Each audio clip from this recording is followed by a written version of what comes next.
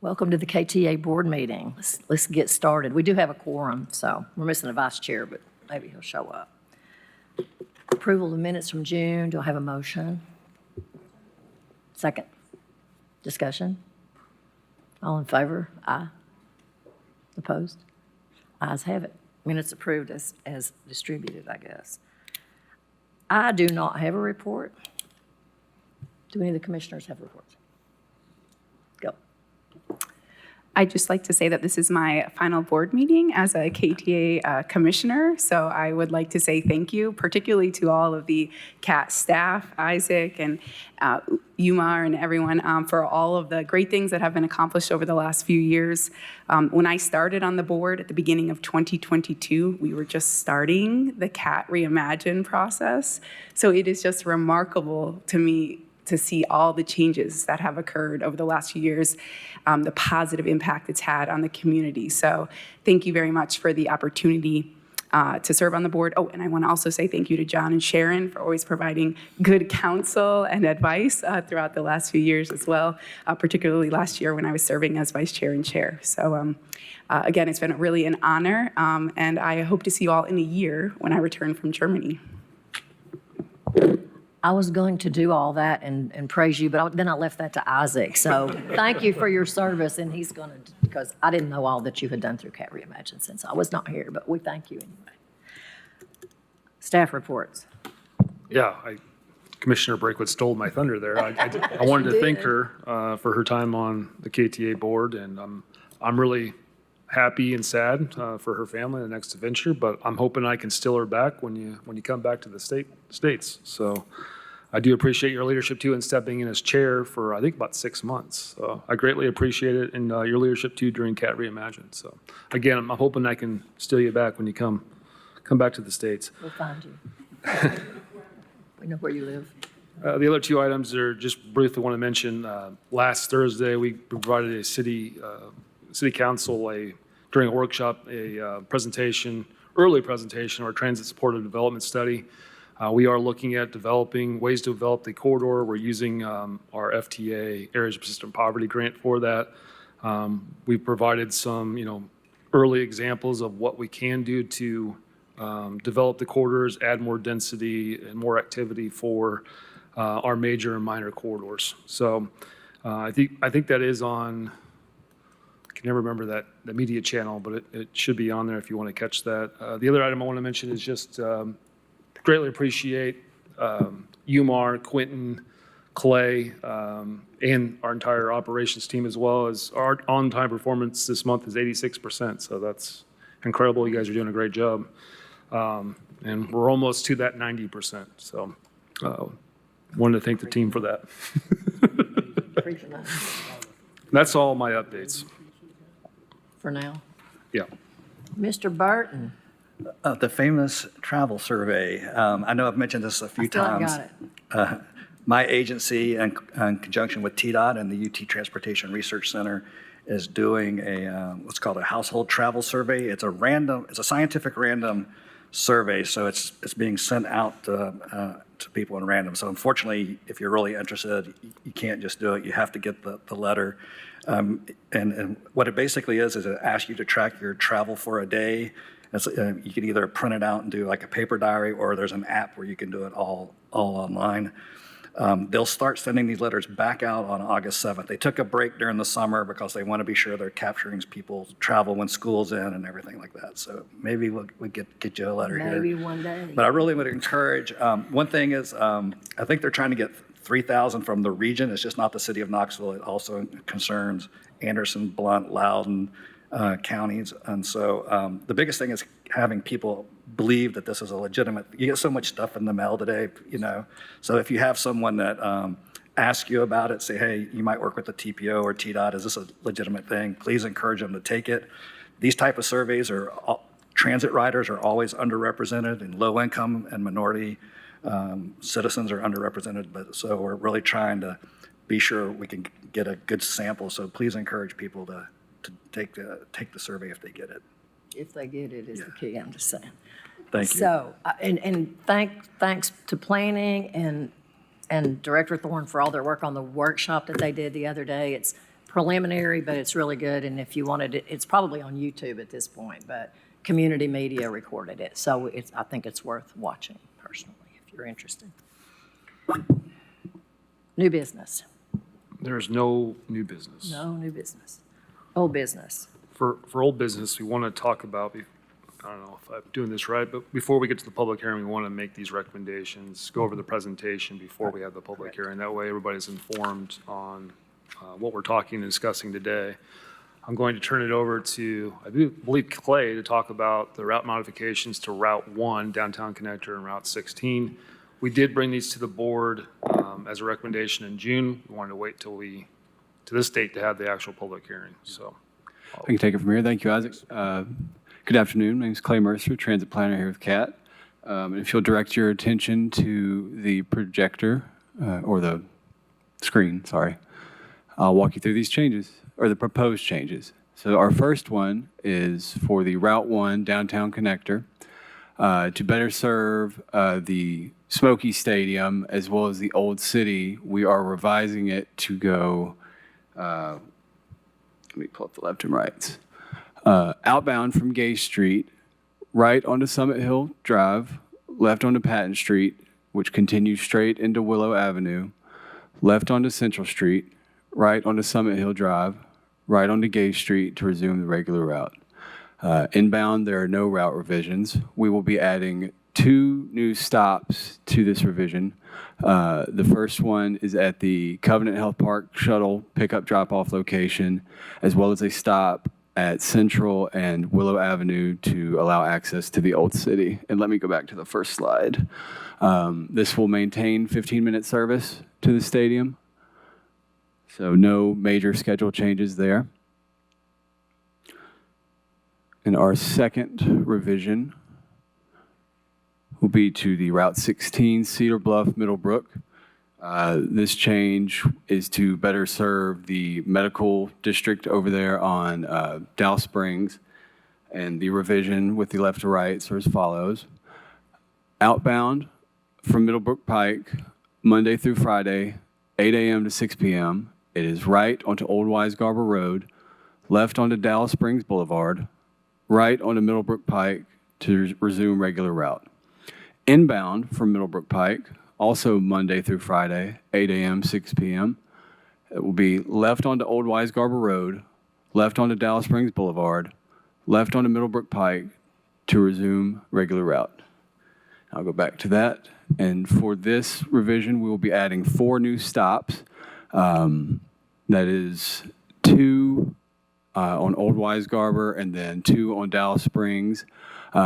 This is to give the best access to the most amount of clinics and providers over there. So we've got 1 at the family care clinics, 1 at, I believe that's East Tennessee Behavioral Health, and then coming down Dallas Springs, you've got 1 near the Cancer Survival Center, the Peninsula Outpatient Clinic, and then 1 down near Middlebrook Pike at Gastrointestinal Associates. And like I said before, this will be only Monday through Friday, 8 a.m. to 6 p.m. And then, yeah, and that's all we have for those. So, Ms. Pat, do you want me to turn it over to you regarding Title VI changes? Or I think at this point in time, should we do the public hearing then?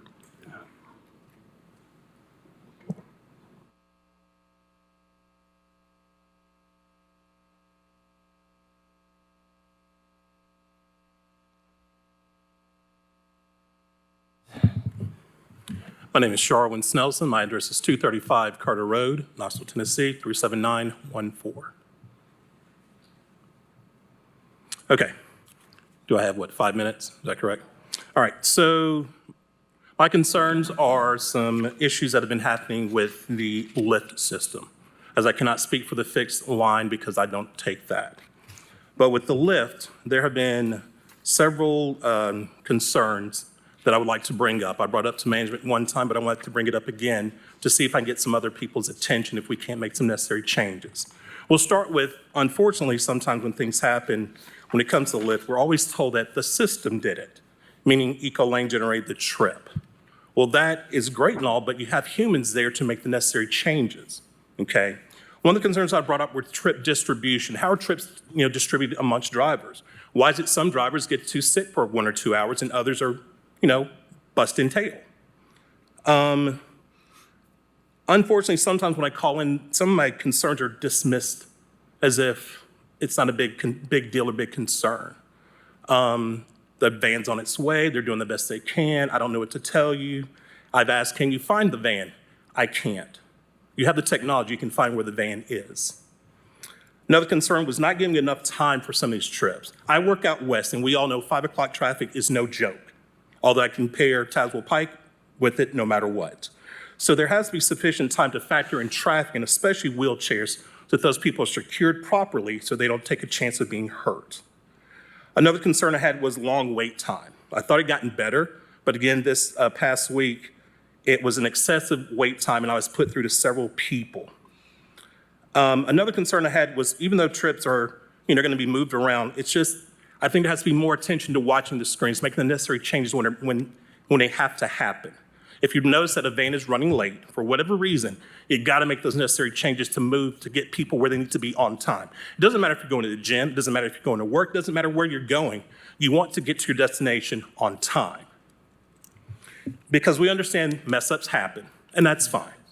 But I've broken it down. I said once is an incident, 2 is a coincidence, and 3 is a pattern. And unfortunately, that's what I have been seeing here lately, is a pattern. Although sometimes passengers may go in the same direction, they don't always have to be in the same van, because you have to look at the drop-off times as well. I did have a concern, because I know that the main line and the lift are technically separate entities. And so I was questioning, what would it take to actually have an extra board for the lift? So when those drivers fall behind, they can count on that separate extra board to take care of them. Of course, I had something, I'm not sure who would be able to answer this. I wanted to know, what is the process for adding more vans to the left? I know that the ridership's gone up, but what actually goes into making the decision as to when you can add a van during, maybe peak time and peak hours? And then I want to address this one because I'm not sure what's happening. I don't know if it's a technical thing, what's going on in the office, but I will call and ask to speak to management. I have direct numbers. But unfortunately, I called just before I came in. I called a particular manager. It rings 10 times. And after that, this is the message I get. It will say that your call cannot be completed as the received caller declines the request. Or, excuse me, your call cannot be completed as the called party declines the request. Now I was thinking, well, maybe it's just me, okay? But I had a friend call and the same thing happens. So it's as if the concerns that I have are not going to be addressed because I can't even leave that message. It's just something that's automated where I can't leave my concerns. You have 1 minute, sir. Okay. And that in and of itself is very concerning to me. Okay, because I speak up not just on my behalf, but others who ride the lift and depend on this to get where they need to go. And these are things that have been brought up over and over and over and over again. At moments, there have been strides of improvement, but they go right back to where we started from. And unfortunately, sometimes they get even worse. So we've had discussions about maybe having the right people in place. And so I would like to know, especially, who is it that I need to reach out to when I have these concerns? And does that individual actually have a working number? 25 seconds. That'll be it. Thank you.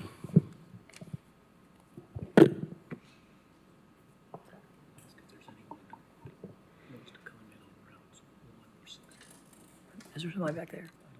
I don't think there's anybody else here. Anybody else like to comment on routes 1 or 16 changes? I don't think there's anybody else here. Back that was it. Yeah, we can turn it over to, if there's none, we can turn it over to Pat to talk about the Title VI analysis. Good afternoon.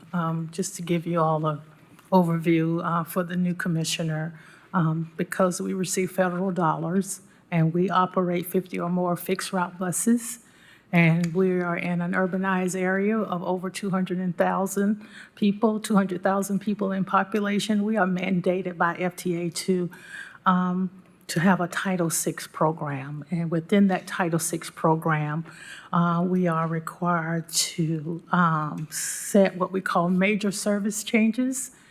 And the Title VI policy that the board approved, anything that constitutes a major service change is anything that affects, any change that affects 25% or more of the number of transit route miles of a route, addition or deletion, or 25% or more of the number of transit revenue vehicle miles of a route, computed daily for the day of the week for which the change is to be made.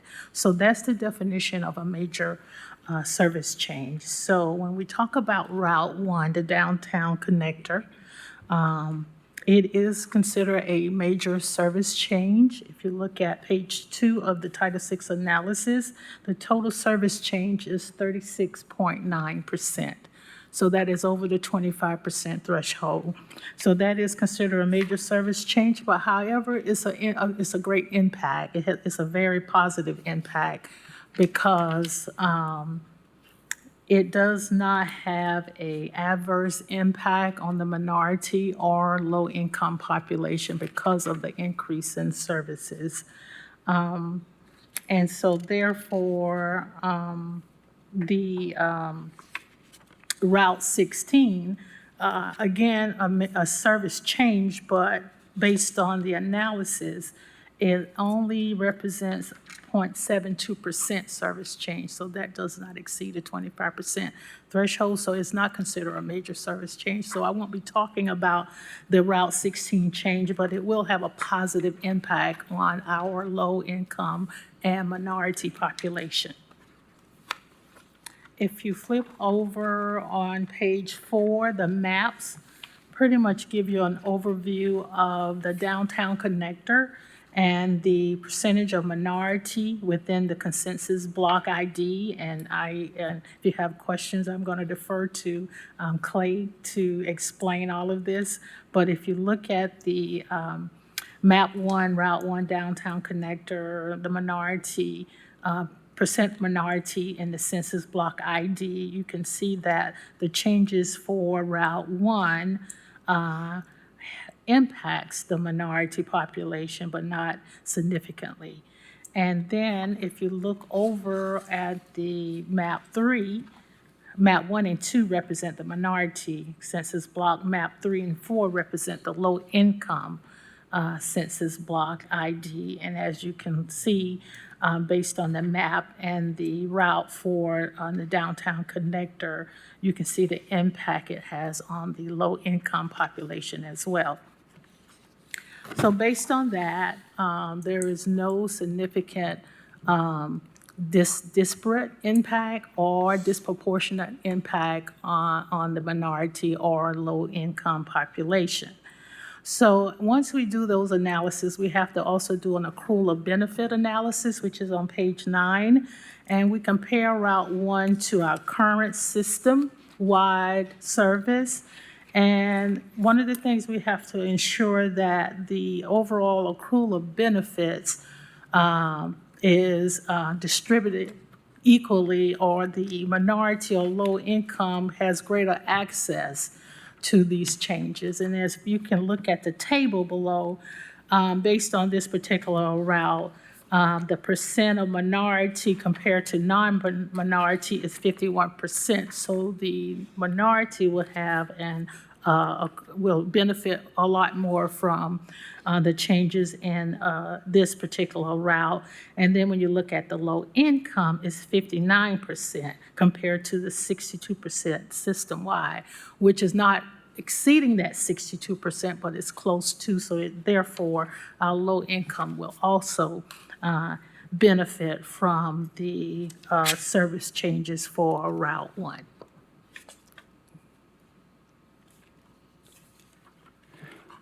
Any questions?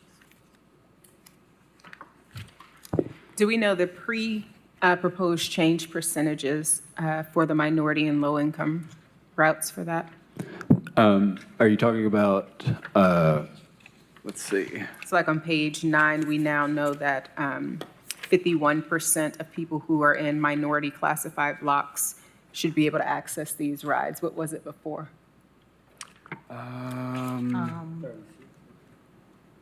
Was it 36? So we went up about 15% Yeah. having access. And what about the low income one?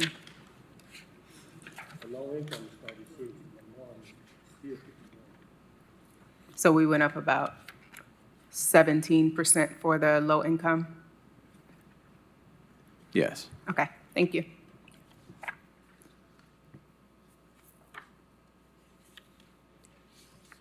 And can you just remind me where the data in Table 1 comes from? Is this from census data? Just 1 second. From map 1 or from the first table you said? I'm looking at Table 1. Oh, Table 1. This is from our scheduling software, OptiBus, that utilizes American Community Survey data and census data. From 2019 to 2023, I believe, is the latest batch, but yes. Thank you. Yep.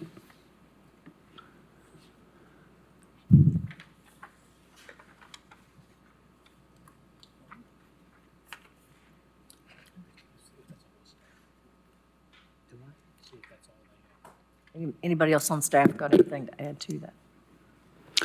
I did just want to comment that the maps we provided were just it's a new thing. We're trying to provide a better visual of how changes may affect low-income minority populations, especially providing a comparison between the months by census block groups. We thought that you can get pretty granular, and it just helps you visualize where these people are and how the routing change can affect them. That's all I have. Do you use Remix anymore? Those were actually made with Remix. That's great. I was wondering if that's what it was. Very helpful. It might be gone when you get back. This Title VI analysis of routes 1 through 18 is very informative, except for that it is too small. Too small. Which page, ma'am? The last one. Oh, yes, ma'am. Teeny, teeny, tiny. I apologize for that. It was very difficult to compress that big spreadsheet in there, but I can provide you with the, I guess, enlarged data if you would like it. Yeah, yes, ma'am. Yeah, I think in the future, we'll print this table out on 11 by 17, which will be much bigger. So, what we do? Any further presentation from staff? Comment, discussion? Comments, discussion? No. Need a motion? Motion. We'll take a motion. I've never done a public hearing. Do I have a second? Second? No more discussion? All in favor? Aye. Opposed? Okay, ayes have it. It is approved. So where do public comments begin, which we don't have any because we already had them. Any further? Any further comments? I think the gentleman here is the only one here. I don't see anybody, so I can't see back there.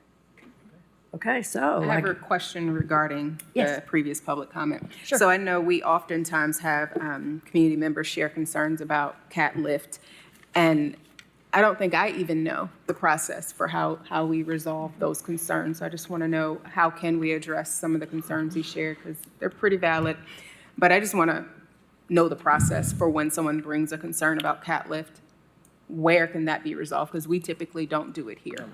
Yep. So what I'm going to do is meet with Mr. Snelson right after this. I made some pretty detailed notes of some issues he's brought up to meet with them to discuss all those in terms of, I believe you're trying to call Bobby. Is that correct? And you're having issues calling Bobby. Also regarding our on-time performance, we do have people monitoring that now under our OCC. And we do have new Lyft buses that just went into service this week, so I can talk to you about that. And then I can also talk about the extra board and the dual purpose it serves right now. But, and I believe, Mr. Sullivan, you also had an opportunity to sit down with Bobby, our operations director. So, and I think that took place, last week or 2 weeks ago. But I also want to make sure that we're making progress on your complaints and concerns and making sure we're addressing those.